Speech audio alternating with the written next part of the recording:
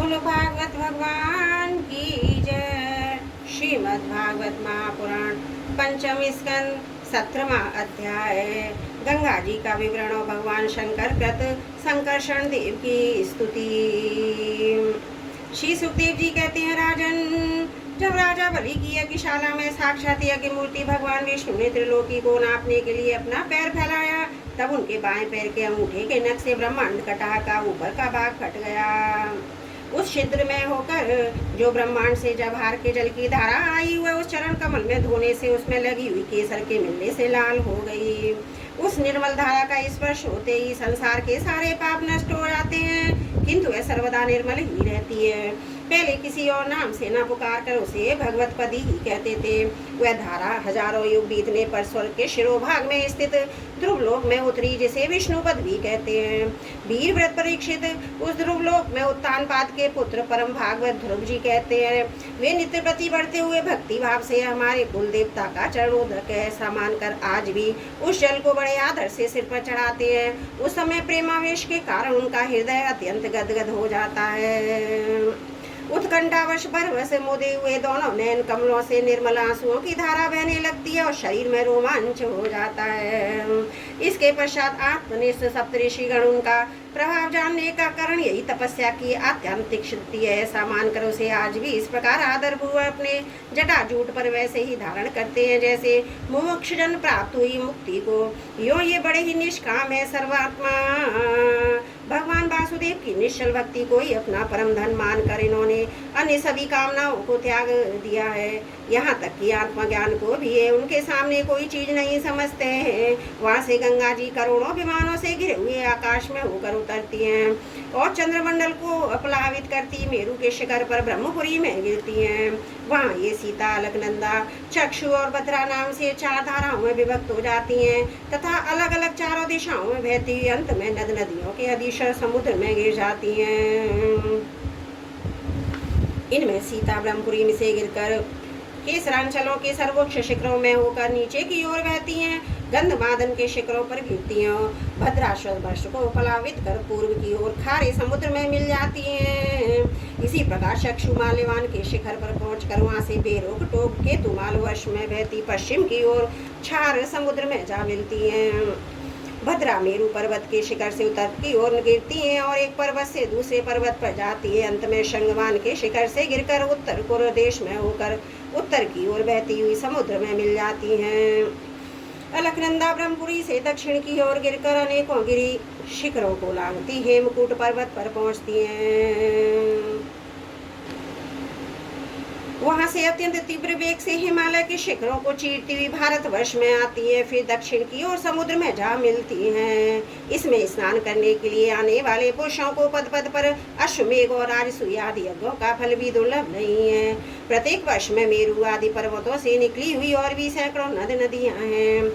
इन सब वर्षों में भारतवर्ष ही कर्म भूमि है। शेष 8 वर्ष तो स्वर्गवासी पुरुषों के स्वर्ग भोग से बचे हुए पूर्णों को भोगने के स्थान है, इसलिए इन्हें भूलोक के स्वर्ग भी कहते हैं। वहाँ के देवतुल मनुष्यों की मानवीय गणना के अनुसार 10,000 वर्ष की आयु होती है।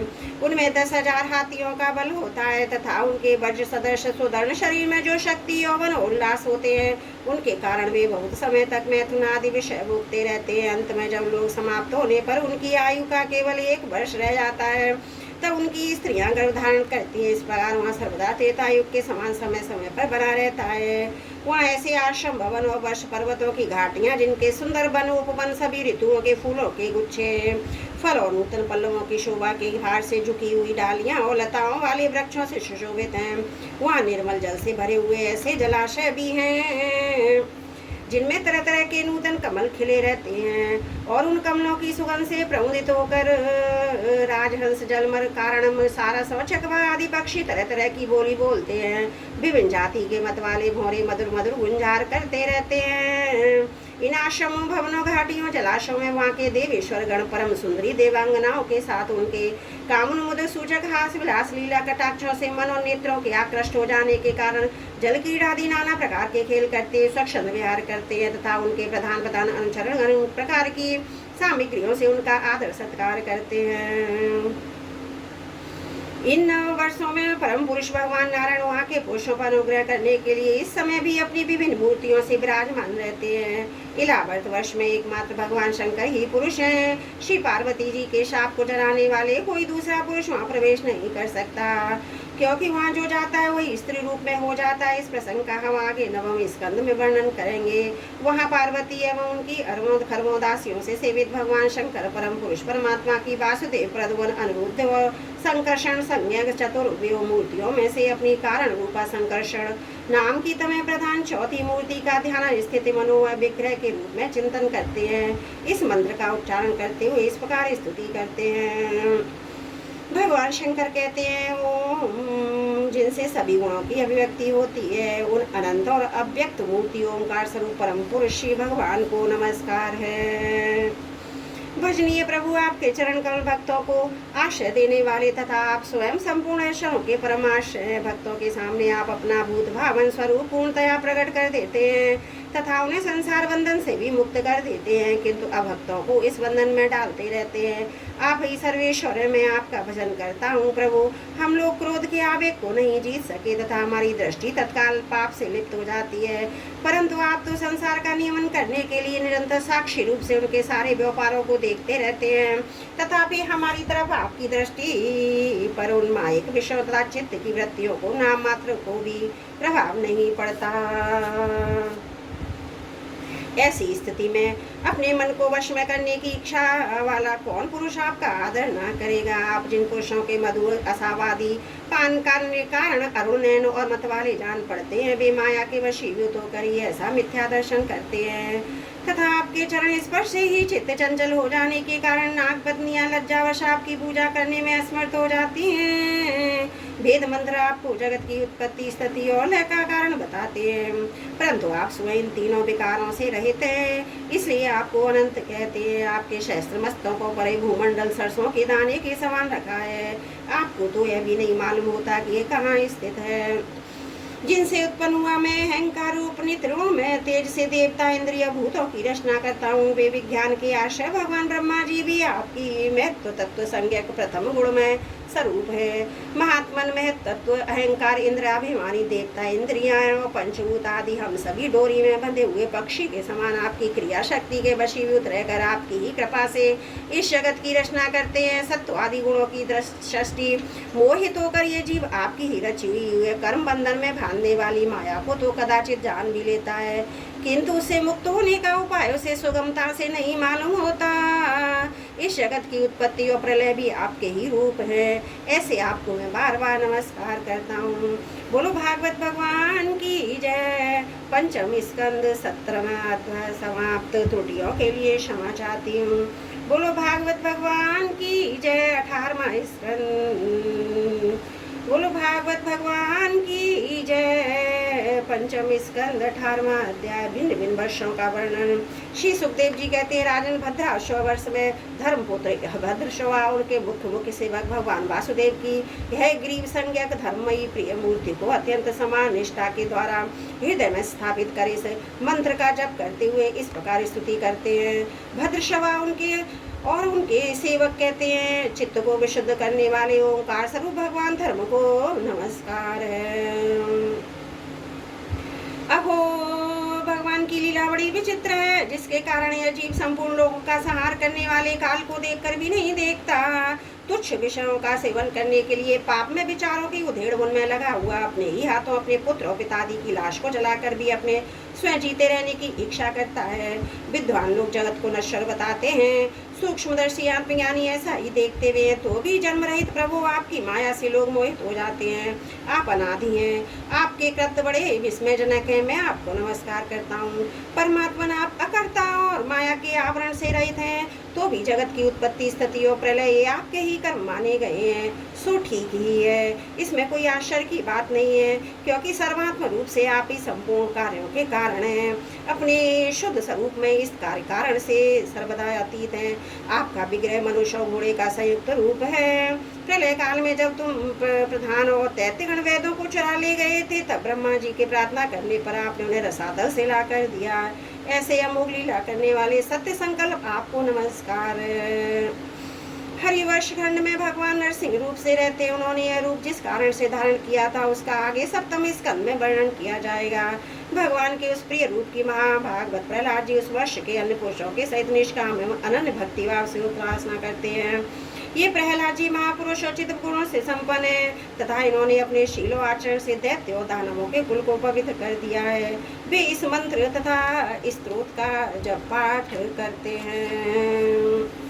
ओमकार स्वरूप भगवान श्री नरसिंह देव को नमस्कार है। आप अग्नि आदि तेजों के भी तेज हैं, आपको नमस्कार है। हे वज्रनख, हे वज्रदृष्ट, आप हमारे समीप प्रकट होइए, हमारी कर्म वासनाओं को जला डालिए, हमारे अज्ञान रूप अंधकार को नष्ट कीजिए। ओम स्वाहा। हमारे अंतकरण में अभय दान देते हुए प्रकाशित होइए। ओम छुम। नाथ, विश्व का कल्याण हो, दुष्टों की बुद्धि शुद्ध हो, सब प्राणियों में परस्पर सद्भावना हो, सभी एक दूसरे का हित चिंतन करें, हमारा मन शुभ भाव में प्रवृत्त हो, हम सबकी बुद्धि निष्काम भाव से भगवान श्री हरि में प्रवेश करे। प्रभु, घर, स्त्री, पुत्र, धन और भाई बंधुओं में हमारी आसक्ति न हो, यदि हो तो केवल भगवान के प्रेमी भक्तों में ही। जो संयमी पुरुष केवल शरीर निर्वाह के योग्य अन्नादि से संतुष्ट रहता है, उसे जितना शीघ्र सिद्धि प्राप्त होती है वैसी इंद्रिय लोलुप पुरुषों को नहीं होती। उन भगवत भक्तों के संग से भगवान के तीर्थ तुल्य पवित्र चल शून्य को मिलते हैं, जो उनकी असाधारण शक्ति एवं प्रभाव के सूचक होते हैं। उनका बार बार सेवन करवाने वाले के कानों रास्तों से भगवान हृदय में प्रवेश कर जाते हैं, उनके सभी प्रकार के दैहिक और मानसिक मलों को नष्ट कर देते हैं। फिर भला उन भगवान भक्तों का संग कौन ना करना चाहेगा। जिस पुरुष की भगवान में निष्काम भक्ति है, उसके हृदय में समस्त देवता, धर्म, ज्ञान आदि संपूर्ण सद्गुणों के सही सदा निवास करते हैं। किंतु जो भगवान का भक्त नहीं है, उसमें महापुरुषों के वे गुण आई कहाँ से सकते हैं। वह तो तरह तरह के संकल्प करके निरंतर तुक्ष भारी विषयों की ओर ही दौड़ता रहता है। जैसे मछलियों को जल अत्यंत प्रिय उनके जीवन का आधार होता है, उसी प्रकार साक्षात श्री हरि समस्त देहधारियों के प्रियतम आत्मा है। उन्हें त्याग कर यदि कोई महत्वाभिमानी पुरुष घर में आसक्त रहता है, तो उस दशा में स्त्री पुरुषों का बड़प्पन केवल आयु को लेकर ही माना जाता है, गुण की दृष्टि से नहीं। अतः असुरगण तुम तृष्णा, राग, विषाद, क्रोध, अभिमान, इच्छा, भय, दीनता, मानसिक संताप के मूल तथा जन्म मरण रूप संचार सत्कृत बहन करने वाले ग्रह आदि को त्याग कर भगवान नरसिंह के निर्मल चरण कमलों का आश्रय लो। केतुमाल वर्ष में लक्ष्मी जी का तथा समस्त नामक प्रजापति के पुत्र और पुत्रियों का प्रिय करने के लिए भगवान कामदेव रूप से निवास करते हैं। उन रात्रि की अभिमानी देवता रूप कन्याओं और दिवसाम अभिमानी देवता रूप पुत्रों की संख्या मनुष्य की 100 वर्ष की आयु के दिन और रात के बराबर अर्थात 36 हजार वर्ष है, और वे ही इस वर्ष के अधिपति हैं। वे कन्याएं परम पुरुष श्री नारायण के श्रेष्ठ अस्त्र सुदर्शन चक्र से तेज से डरती जाती हैं, इसलिए प्रत्येक वर्ष के अंत में उनके घर नष्ट होकर गिर जाते हैं। भगवान अपने सुललित गति विलास से सुशोभित मधुर मधुर मंद मुस्कान से मनोहर लीलापूर्ण चार उचित वन से कुछ उलझके हुए सुंदर भूमंडल की छबीली जटा के द्वारा बदनारा और विंद का राशि राशि सौंदर्य ओढ़ेल का सौंदर्य देवी श्री लक्ष्मी को अत्यंत आनंदित करते हुए स्वयं भी आनंद होते रहते हैं। श्री लक्ष्मी जी परम समाधि योग के द्वारा भगवान के उस माया में स्वरूप की रात्रि के समय प्रजापति समशस्त्र कन्याओं सहित और दिन में उनके पतियों के सहित आराधना और वे इस मंत्र का जप करती हुई भगवान की स्तुति करती हैं। जो इंद्रियों के नियंता है, संपूर्ण श्रेष्ठ वस्तुओं के आकार है, क्रिया शक्ति, ज्ञान शक्ति, संकल्प, अध्याय आदि चित्त के धर्मों तथा उनके विषयों के अधीश्वर हैं। 11 इंद्रियां, 5 विषय, इन 16 कलाओं से युक्त हैं, वेदोक्त कर्मों से प्राप्त होते हैं। अन्न में, अमृत में और सर्व में इन मानसिक इंद्रिय एवं शारीरिक बल स्वरूप परम सुंदर भगवान कामदेव को ओम हाम हीम हूँ इन बीज मंत्रों के सहित सब ओर से नमस्कार है। भगवान आप इंद्रियों के अधीश्वर हैं। स्त्रियों के तरह तरह के कठोर व्रतों से आपकी आराधना करके अन्य लौकिक पतियों की इच्छा किया करती हैं, किंतु वे उनके प्रिय पुत्र, धन और आयु की रक्षा नहीं कर सकते, क्योंकि वे स्वयं परतंत्र हैं। सच्चा पति रक्षा करने वाला या ईश्वर वही है जो स्वयं सर्वदा निर्भय हो और दूसरे भयभीत लोगों की सब प्रकार से रक्षा कर सके। ऐसे पति एकमात्र आप ही हैं। यदि एक से अधिक ईश्वर माने जाएं, तो उन्हें एक दूसरे से भय होने की संभावना है। अतः भाव अपनी प्राप्ति से बढ़कर और किसी लाभ को नहीं मानते। भगवान, जो स्त्री आपके चरण कमलों का पूजन ही चाहती है और किसी वस्तु की इच्छा नहीं करती, उसकी सभी कामनाएं पूर्ण हो जाती हैं। किंतु जो किसी एक कामना को लेकर आपकी उपासना करती है उसे आप केवल वही वस्तु देते हैं, और जब भूख समाप्त होने पर नष्ट हो जाती है तो उसके लिए उसे संतप्त होना पड़ता है। अजित कुछ पाने के लिए, इंद्रिय सुख के लिए अभिलाषी ब्रह्मा रुद्र आदि समस्त सुरासुरगण घोर तपस्या करते रहते हैं, किंतु आपके चरण कमलों का आश्रय लेने वाले भक्त के सिवा मुझे कोई पा नहीं सकता, क्योंकि मेरा मन तो आप में ही लगा रहता है। अच्युत, आप अपने जिस बंदनीय कर कमलों को भक्तों के मस्तक पर रख देते हैं उसे मेरे सिर पर भी रख दीजिए। वरेण्य, आप मुझे केवल श्रीलांछन रूप से अपने बक्षिस स्थल में ही धारण करते हैं, सो आप सर्व समर्थ हैं।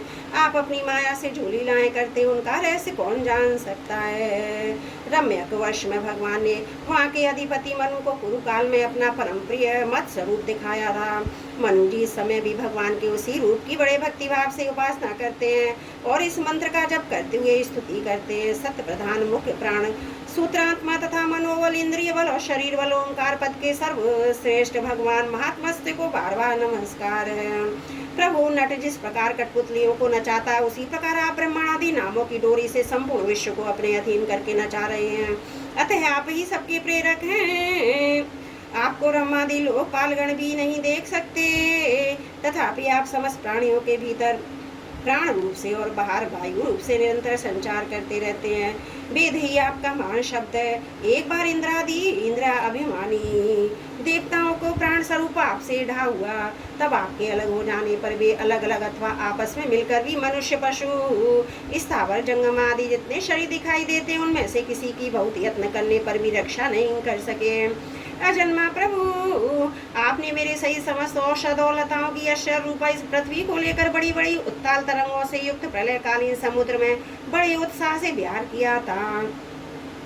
आप संसार के समस्त प्राण समुदाय के नियंता हैं। मेरा आपको नमस्कार है। हिरण्यमय वर्ष में भगवान कक्ष रूप धारण करके रहते हैं। वहाँ के निवासियों के सहित पितृ राजा आर्यमा भगवान की उस प्रियतम मूर्ति की उपासना करते हैं और इस मंत्र को एक निरंतर जपते हुए स्तुति करते हैं, जो संपूर्ण सतगुण से युक्त है। जल में विचरते रहने के कारण जिनके स्थान को कोई निश्चय नहीं किया तो काल की मर्यादा के बाहर है, उन ओमकार स्वरूप सर्वव्यापक सर्वधार भगवान कश्यप को बार बार नमस्कार है। भगवान अनेक रूपों में प्रतीत होने वाला यह दृश्य प्रपंच यद्यपि मिथ्या ही निश्चय होता है, इसलिए इसकी वस्तुतः कोई संख्या नहीं है, तथापि यह माया से प्रकाशित होने वाला आपका ही रूप है। ऐसे अनर्वचनीय रूप आपको मेरा नमस्कार है। एकमात्र आप ही जरायुज, स्वदेज, अंडज, उद्दिज, जंगम, स्थावर, देवता, ऋषि, पितृगण, भूत, इंद्रिय, स्वर्ग, आकाश, पृथ्वी, पर्वत, नदी, समुद्र, द्वीप, ग्रह और तारा आदि विभिन्न नामों से प्रसिद्ध हैं। आप असंख्य नाम रूपाकृतियों से युक्त हैं। कपिलादि विद्वानों ने जो आप में 24 तत्वों की संख्या निश्चित की है, वह जिस तत्व दृष्टि का उदय होने पर निवृत्त हो जाती है वह भी वस्तुतः आपका ही स्वरूप है।